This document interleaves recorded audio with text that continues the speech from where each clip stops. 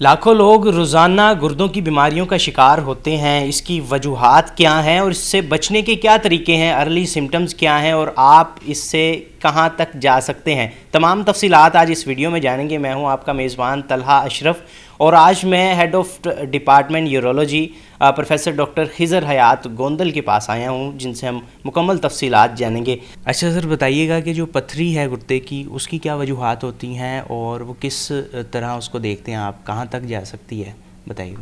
सिर्फ और सिर्फ अगर हम पथरी की बात करें तो पथरी की चंद बुनियादी अलामतें हैं।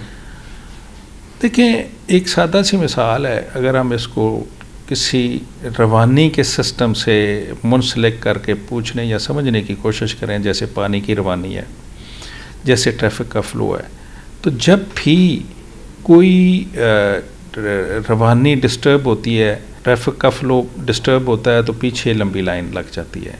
जब पीछे प्रेशर पड़ता है तो गुर्दा फूलता है और उससे दर्द होती है। ये सबसे बड़ी बुनियादी वजह है।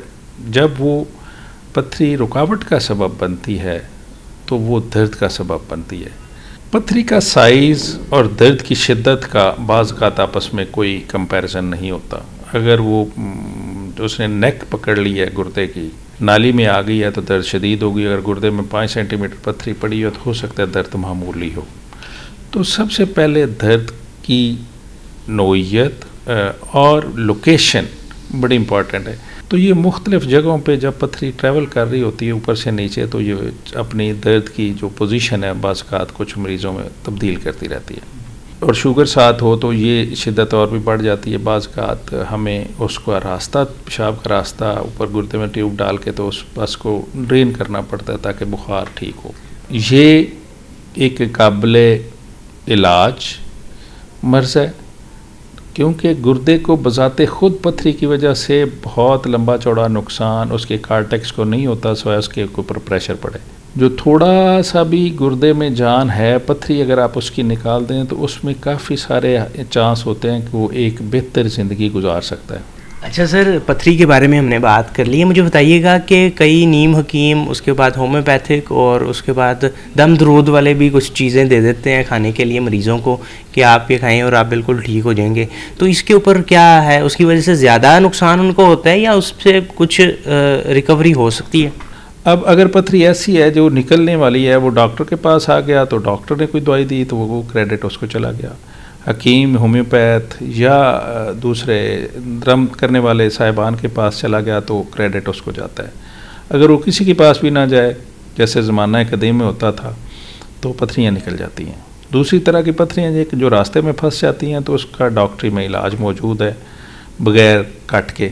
और जो तीसरी तरह की पथरियाँ, वो भी जो गुर्दे में बड़ी हो जाती हैं, उसमें साइज़ के हिसाब से हम आगे प्लान करते हैं। जो दम दरूद वाले हजरात हैं, वो एक ऐसा नाजुक मामला है, अल्लाह का कलाम है, तो हमें बसीत मुसलमान चीज़ों पे यकीन है, तो उस पर मैं कुछ ज़्यादा बात करना मुनासिब नहीं समझता।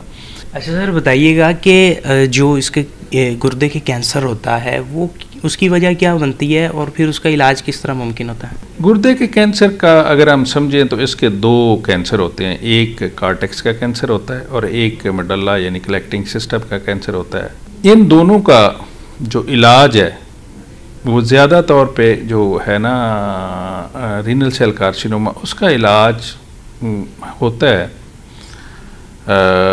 ज़माने के तब्दील होने के साथ साथ। पहले जब हम ये ऑपरेशन करते थे तो चाहे पथरी रसौली छोटी होती थी या बड़ी होती थी तो गुर्दा ही निकाला जाता था। ये हमारे देखते देखते इसमें जो एक तब्दीली, बहुत अच्छी सेहतमंद तब्दीली आई है, अब वो आई है कि गुर्दे की अगर रसौली छोटी है तो वो उतना हिस्सा ही गुर्दे का निकाल के बाकी दूसरा हिस्सा बचाया जा सकता है और फिर मरीज़ फॉलोअप पे रहता है। यस, कुछ लोग ऐसे होते हैं जिनमें इस गुर्दे में भी दोबारा कैंसर बन सकता है या दूसरे गुर्दे में नया कैंसर बन सकता है। तो ये एक वेरिएंट ऐसा है जो सारी दुनिया में मौजूद है। अब इन जो गुर्दे की जो रसौली है, अब इसका जो ऑपरेशन है वो भी आहिस्ता आहिस्ता आसान होता जा रहा है मरीज़ के नुक्ता नज़र से। पहले तो सारे ऑपरेशन कट करके चीरा दे के होते थे, काफ़ी बड़ा इंसिजन होता था, लेकिन अब इसका इलाज कैमरे की मदद से, लेप्रोस्कोपी से हो सकता है। तावक्ते के कैंसर बहुत बड़ा नहीं है।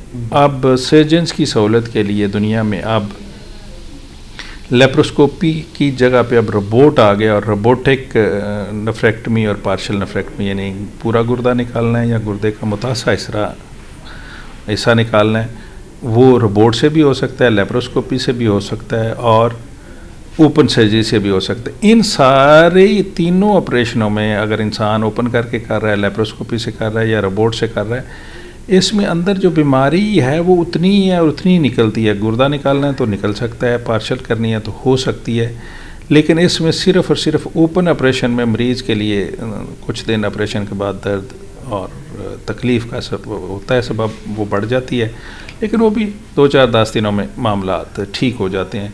बिल्कुल सर, थैंक यू, आपने टाइम दिया और हमारे ऑडियंस को काफ़ी गाइड किया। आज की वीडियो में हमने जाना है कि पथरी किस तरह होती है, गुर्दे की पथरी, इस तरह के जितने भी बीमारियां हैं, कैंसर की वजह क्या बनती है और उससे प्रिवेंशन कैसे की जाती है, और अपनी डेली लाइफ की अपनी रूटीन को चेंज करके आप इन चीज़ों से बच सकते हैं। पानी ज़्यादा पिएं और मुख्तलिफ इस तरह के मामला करें। अगर आपका कोई सवाल है यूरोलॉजी या गुर्दों के बीमारियों से रिलेटेड तो आप कमेंट सेक्शन में पूछ सकते हैं, और अगली वीडियो में हम प्रोफेसर साहब के साथ एक नशिस्त रखेंगे और जिसमें हम जानेंगे कि जो गुर्दों का ट्रांसप्लांट है उसमें क्या वसअत है, वो किस वजह से होता है और वो किस तरीके से किया जा सकता है, और उसमें आगे क्या नई जदीद टेक्नोलॉजी आ रही है। तो अपने मेज़बान तलहा अशरफ को इजाज़त दें। अल्लाह हाफ़िज़।